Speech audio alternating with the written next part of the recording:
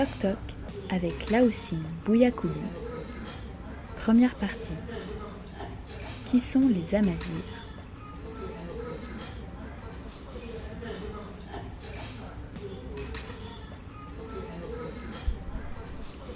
Au Maroc, il y a entre 15 et 20 millions d'Amazirs. Avant notre voyage, nous ne connaissions même pas ce terme. Dans cet épisode, on vous emmène dans notre parcours pour essayer de comprendre et de découvrir cette culture. Nous sommes avec Laoussine Bouyakouli, anthropologue natif de la région d'Agadir, lauréat de Paris 8, de l'INALCO, Institut national des langues et civilisations orientales, et de l'EHESS, École des hautes études en sciences sociales. Il est revenu après sa thèse enseigner l'anthropologie à l'université d'Agadir. Notre entretien passionnant était très long. Nous vous proposons de le découvrir en plusieurs épisodes. Celui-ci remplit une fonction introductive. Il revient aux origines du peuple amazigh ainsi que sur ses particularités. Le suivant sera consacré au volet politique du mouvement culturel amazigh constitué dans les années 1960 au Maroc. Ce mouvement a milité pour la reconnaissance plus large de cette culture face à la composante arabe majoritaire du pays. Cette rencontre a eu lieu dans un café d'Agadir. Nous vous prions de nous excuser pour les bruits parasites que nous sommes efforcés de traiter. Nous vous souhaitons une bonne écoute.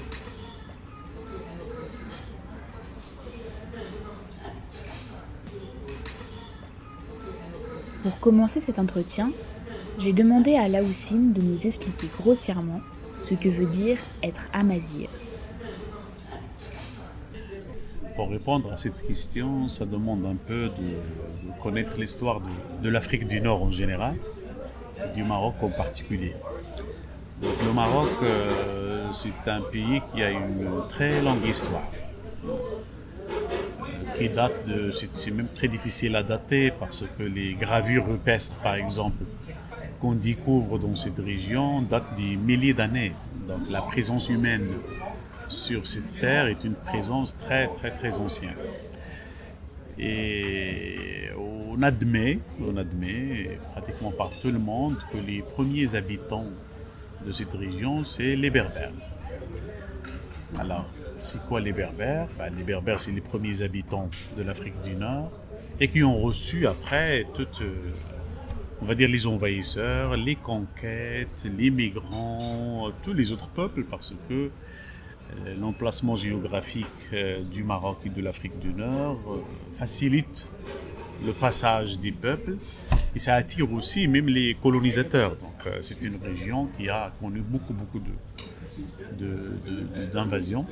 Depuis les Romains, les Byzantins, les Arabes, les Portugais, les Ottomans, les Espagnols et enfin les Français.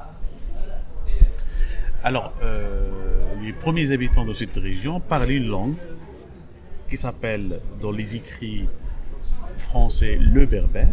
Donc les habitants, le peuple, c'est les berbères, la langue c'est le berbère. Et cette langue, selon les spécialistes, elle appartient à une famille linguistique ou une famille de langues. Vous savez que les langues dans le monde sont divisées en plusieurs familles de langues. Pour le berbère, elle appartient à une famille de langues qui s'appelle la famille camito-sémitique. C'est une famille de langues qui englobe les langues parlées dans une partie de l'Asie et l'Afrique du Nord. C'est pour ça qu'on l'appelle aussi les langues afro-asiatiques. Et parmi ces langues, il y a le berbère, il y a l'arabe, il y a l'hébreu et d'autres langues. Donc si on trouve quelques ressemblances entre les deux langues, c'est grâce ou à cause de cette appartenance, on va dire, commune, mais très ancienne. C'est très très ancienne. Donc cette langue, elle est essentiellement orale. Vous savez que dans le monde, il y a au moins, on va dire, 6000 langues. Et parmi ces 6000 langues, il y a juste 200 langues qui sont écrites.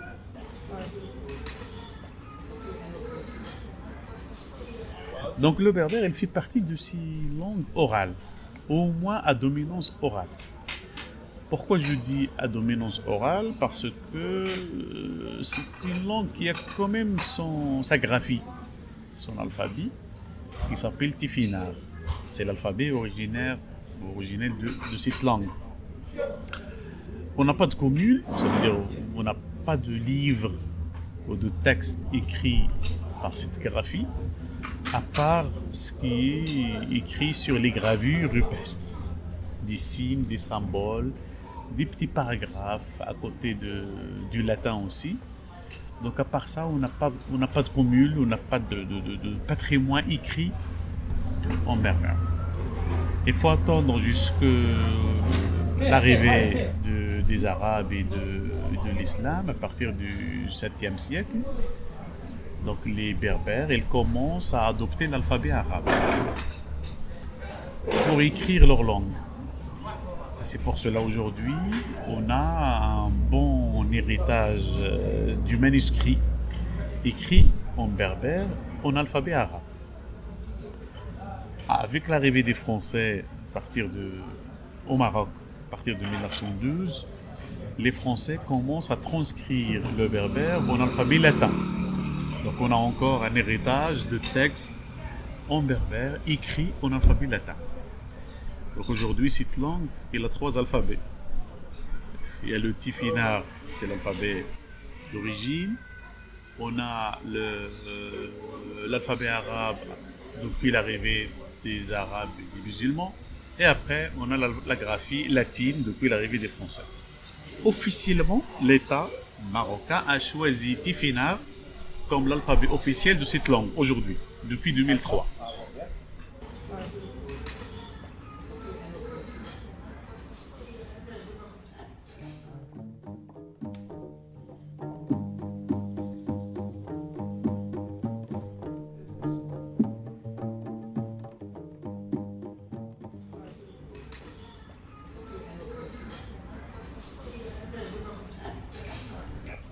Donc là-bas, si vous voulez, le substrat ou le fond du peuple marocain, c'est un fond, on va dire, berbère. Les Arabes ils sont arrivés au 7e siècle et commencent à se mélanger avec les autochtones. Et petit à petit, donc, les Berbères apprennent la langue arabe. Et au bout de plusieurs siècles, depuis le 7e siècle jusqu'à, on va dire, au 19e siècle, il y a en quelque sorte la progression de la langue arabe. Ça veut dire les Berbères, ils apprennent la langue arabe. Quelques Arabes aussi apprennent le berbère. Et petit à petit, se constitue ce qu'on appelle aussi Darija. C'est pas l'arabe classique, mais Darija. C'est pour ça que Darija, c'est le fruit ou le résultat du contact entre les deux langues, l'arabe classique et le berbère. Donc Darija, c'est l'arabe de la communication orale.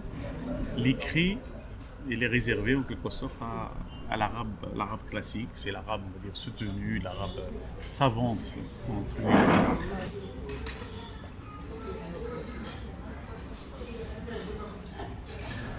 Revenons au mot amazir. Alors le mot amazir, c'est le mot qui a été gardé par quelques régions berbérophones. Parce qu'en fait, quand je dis le berbère, il est composé de plusieurs dialectes. C'est vrai, les spécialistes, les linguistes, ils ont découvert, les Français, comme les premiers temps, c'était des Français, ils ont découvert que ces dialectes se ressemblent beaucoup, au niveau du lexique, au niveau de la conjugaison, au niveau de la grammaire, etc. Il y a beaucoup de ressemblances. C'est vrai, il y a des différences, mais il y a beaucoup de ressemblances. Donc, ils ont conclu que ces dialectes appartiennent à une seule langue qui s'appelle le berbère. Ils sont dispersés un peu partout en Afrique du Nord, mais quelques régions, et surtout une seule région, c'est celle du Moyen Atlas au Maroc, il a gardé son mot de amazir. Il se définit comme des amazirs. Et il parle l'amazir ou tamazir. Donc, depuis la naissance du mouvement amazir, il a adopté son mot, cette appellation, et il l'a généralisé pour tous les berbères en Afrique du Nord. Donc aujourd'hui, si vous entendez amazir, c'est les berbères. Si vous entendez tamazir, c'est le berbère. Parce que on va dire, les chercheurs et les militants, ils ont considéré que le mot berbère est issu du mot barbare, le mot latin barbare, qui veut dire tout simplement sauvage. Donc, bien évidemment, il n'y a pas un peuple qui va accepter de s'appeler un peuple sauvage. Hein. Donc, les Berbères aujourd'hui, elles préfèrent officiellement utiliser le terme Amazir, Imaziren, c'est le pluriel, pour appeler à la fois le peuple et la langue. Politiquement, un peuple, c'est un territoire, une population, il y a un système politique. Mais après, il y a des peuples qui sont divisés entre plusieurs systèmes politiques. Par exemple, si on dit par exemple les Berbères, il y a au moins 7 ou 8 pays, hein, si le Maroc, l'Algérie, la Tunisie, la Libye, le Mali, le Burkina Faso, le Niger et même la Mauritanie. Donc, les Kurdes, par exemple, c'est entre l'Irak, la Syrie, l'Iran, la Turquie, etc. Donc, oui, mais moi, ça ne me gêne pas de dire le peuple amazigh ou le peuple berbère.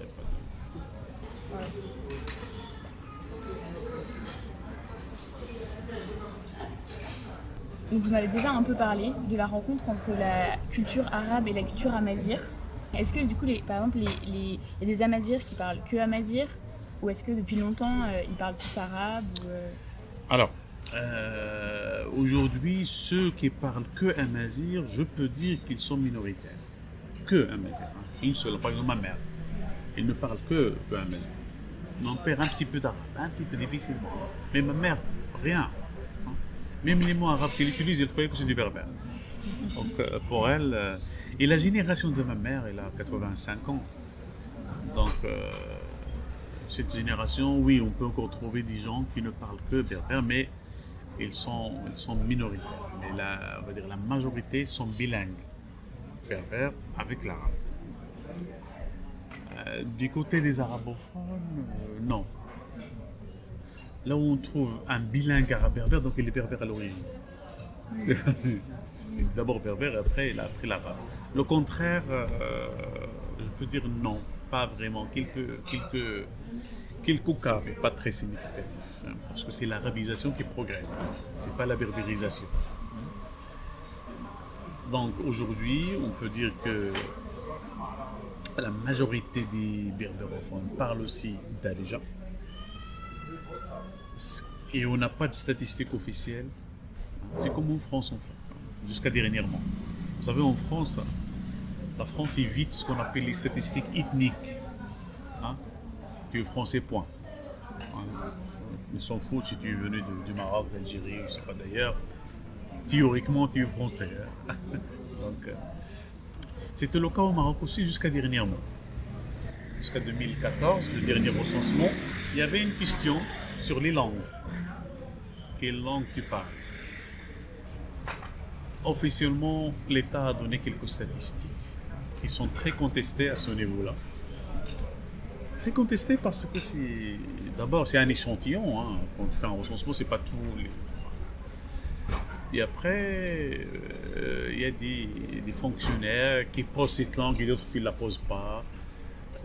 Il y a des gens qui considèrent que si tu es avocat, si tu es médecin, tu ne parles pas berbère, donc ils mettent tout de suite, tu ne parles pas, donc c'est pas vrai, etc. Donc il y a beaucoup de problèmes à ce niveau-là. Mais en tout cas, ce qui nous intéresse, c'est que l'État a avancé un chiffre.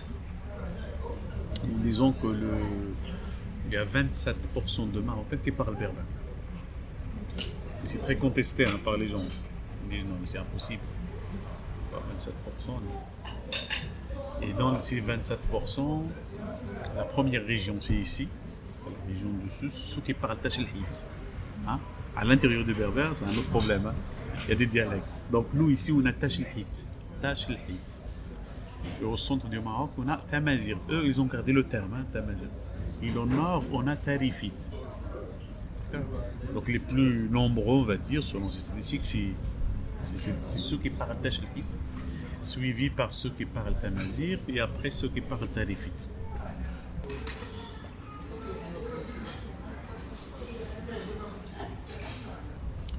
Les gens ils supposent qu'il y a beaucoup plus. Bon, peut aller au moins jusqu'à 50%. Mais il faut reconnaître quand même, il faut admettre que la pratique du berbère, elle est en régression. Ça, c'est une pratique générale. Puisqu'il n'a pas été enseigné, il n'est pas vraiment très présent sur les médias, etc. Donc c'est normal, la transmission souffre de beaucoup de problèmes. Il y a l'école qui impose d'autres langues, il y a l'ascension sociale qui impose d'autres langues, il y a le travail, il y a beaucoup de choses qui imposent que les gens...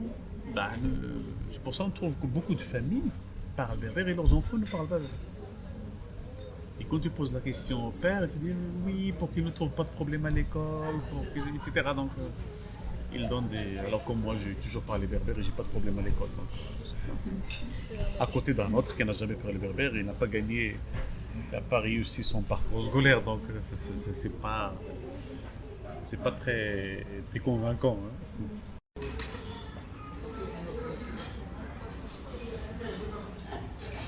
Et donc, vous disiez que votre mère parlait que amazigh. Dans la génération avant vous, par contre, c'était plus courant qu'il y ait des poches un peu amazigh qui ne parlent pas l'arabe. Oui. C'est une histoire récente que l'arabe se soit largement répandu. Ah oui, d'accord. Oui, c'est une bonne question aussi. Donc, l'élargissement de l'arabe, il a été fait progressivement. Donc j'ai dit que les premiers Arabes sont venus au 7e siècle. Ils étaient plus des guerriers, hommes, pas de femmes, pas d'enfants, donc c'était des guerriers seuls. Et la conquête du Maroc, la conquête des Berbères, surtout, a duré 70 ans. Donc il y a conquête, reconquête, des guerres, des résistances, etc. Donc il y a beaucoup de ces conquérants qui sont morts, hein, parce que c'était une guerre. Ce n'est pas des milliers, on va dire, je ne sais pas, quelques centaines peut-être. Et après, il y a toute l'Afrique du Nord. Hein. Le Maroc, c'est le dernier pays. Pour arriver au Maroc, il faut d'abord traverser toute l'Afrique du Nord.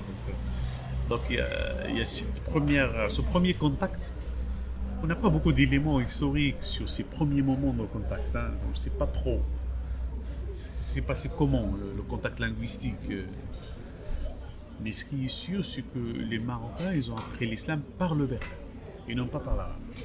C'est pour ça qu'on a une bonne tradition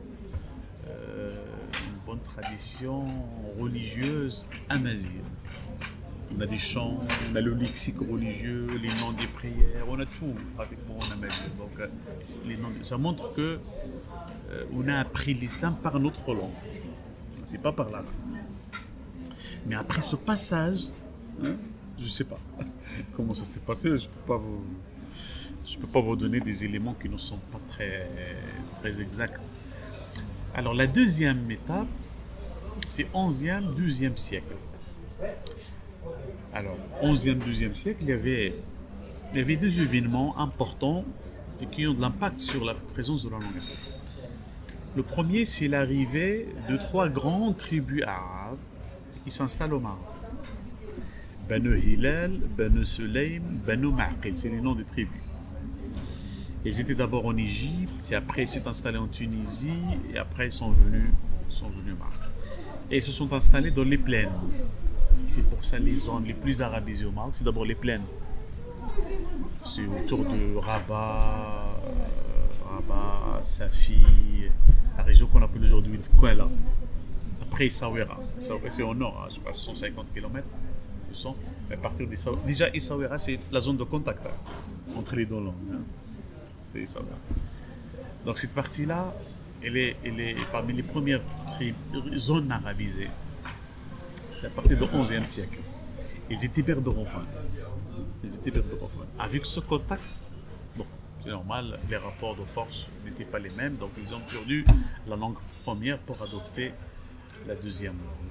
Mais la toponymie, elle est restée berbère. Tous les noms des lieux, des villages, etc. C'est pour ça que quelqu'un qui est avisé, il va dire, mais comment ça se fait? Le nom du village il est berbère, mais personne ne parle berbère. Ouais. Alors ça c'est la deuxième étape. Pendant le même moment, il y a un autre événement, c'est l'arrivée des Andalous, avec la Reconquista. La Reconquista, c'est l'église en Espagne, et il a récupéré son territoire qui a été occupé par les musulmans depuis quelques siècles avant. Donc ils ont chassé les Andalous, les musulmans, et ils sont venus au Maroc essentiellement, mais aussi en Algérie, je crois, en Tunisie aussi. Ils se sont installés à Tétouan, à Rabat Salé, à Fès, essentiellement. Mais ils ont renforcé la présence de la langue arabe, hein, 11e siècle. Et après la troisième, c'est l'arrivée de la France aussi, qui a introduit l'arabe dans pas mal de régions marocaines. La France. Et après l'indépendance du Maroc, en 1956, il y a l'enseignement de la langue arabe qui a beaucoup aidé cette langue à être propagée un peu partout au Maroc. C'est ça l'évolution de la présence de la langue arabe. Donc à côté de la consolidation de la langue arabe, bien évidemment, il y a la régression du berbère. Ça, c'est automatique. Hein? C'est automatique. Celui qui perd le berbère, il ne va pas parler français ou anglais. Il perd le berbère, donc il parle l'arabe. L'arabe dialectal. L'arabe classique, comme j'ai dit, c'est l'arabe, c'est la langue de l'écrit, c'est la langue du discours officiel, etc. C'est la langue de l'école, de l'université. Et dernièrement, même à l'université, il y a Darija. Il y a des profs qui donnent leur cours au Darija marocain. Donc.